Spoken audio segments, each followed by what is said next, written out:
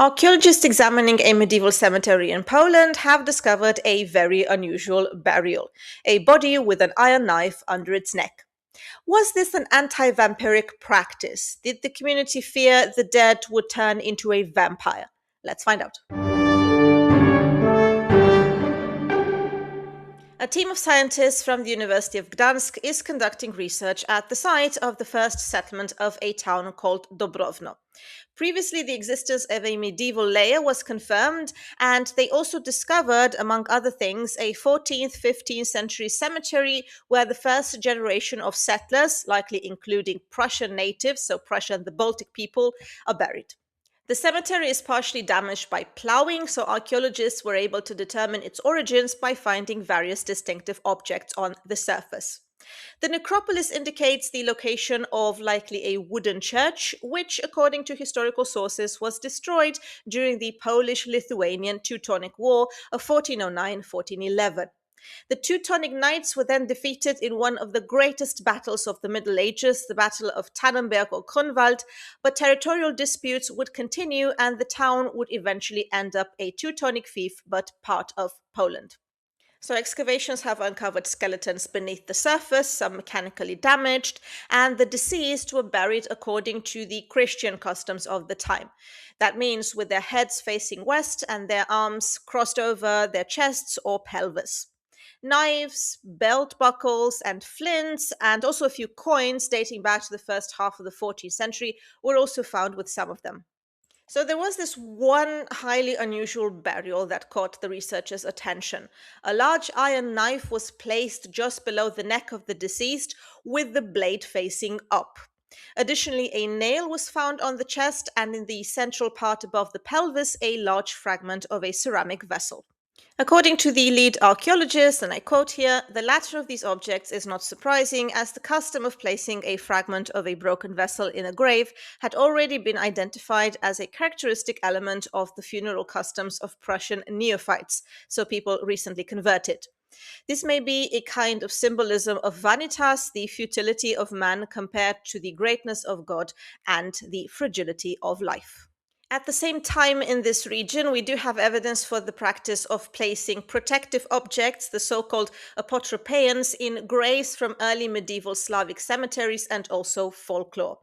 These include elements of magic or beliefs depicting the fear of the deceased's return. And these could have been various sharp iron objects like knives or sickles. One of the most notorious atypical burials in recent years was that of the so-called vampire Zosia, a young woman buried with a sickle around her neck and a padlock placed on her toe, buried in the 17th century cemetery in Pienne. 17th century Europe, if you think of it, was truly a terrible place to be. So the climate of violence and insecurity during the 30 Years' War may have allowed for such beliefs to truly flourish. Now, in Norse context, to compare a little bit with my own area, I have often read about graves potentially hiding Viking period ritual specialists and violent preventative measures. For example, the grave Gertrup B, it is a double burial. It contains a mother and a son, and the male skeleton showed signs of death by hanging and was found in a twisted position with spread knees and bound ankles. And the female was pinned down by large boulders placed directly on her body. So this grave tends to provide a material parallel to literary accounts of the execution of sorcerers through stoning and hanging. And there are other instances, for example, one grave from the Birka Cemetery, 834. Here we have a woman positioned sitting in a man's lap on a single chair with the two of them secured together by a thin iron chain. And then a lance had also been thrown with force into the chamber wall over their heads. This is often interpreted as some kind of Odinic rite. In Lyra, in grave 55, a decapitated male whose head was placed face down at his left shoulder is also a big question mark.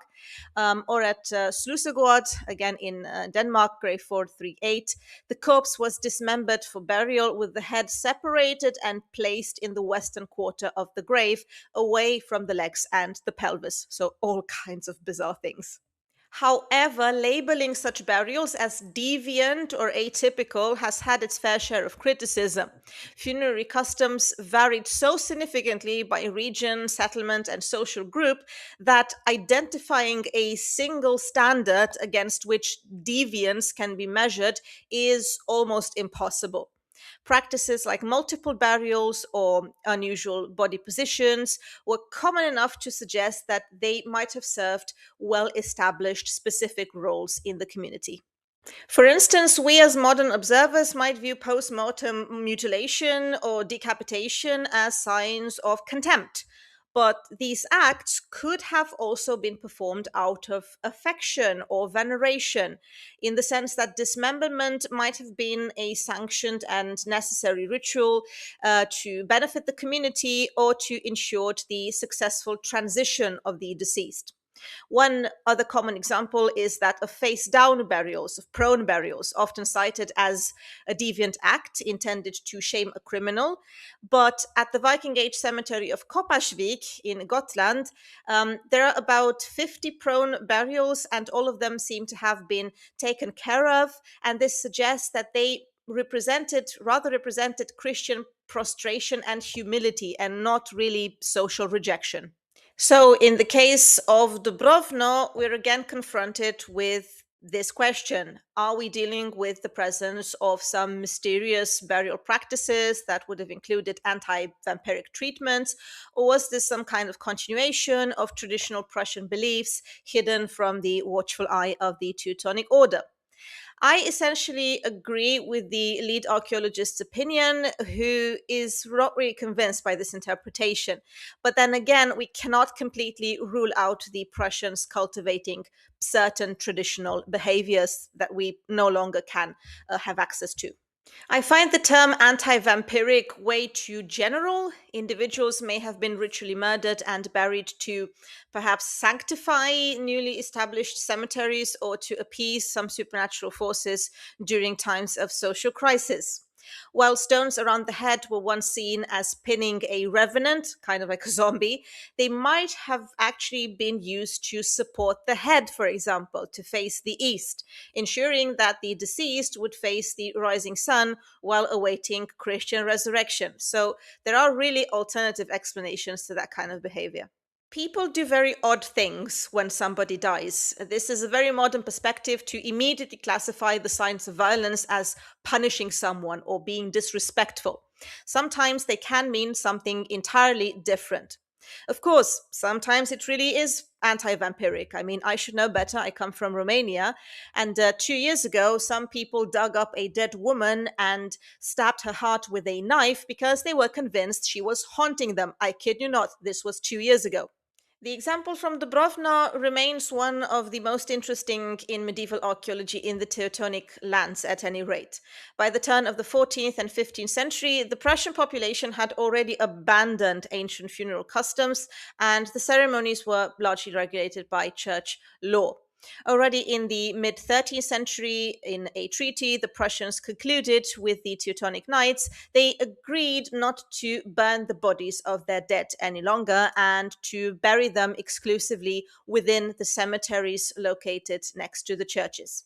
To believe that this agreement was always honored is also a bit of a stretch, something the clergy would complain about long afterward.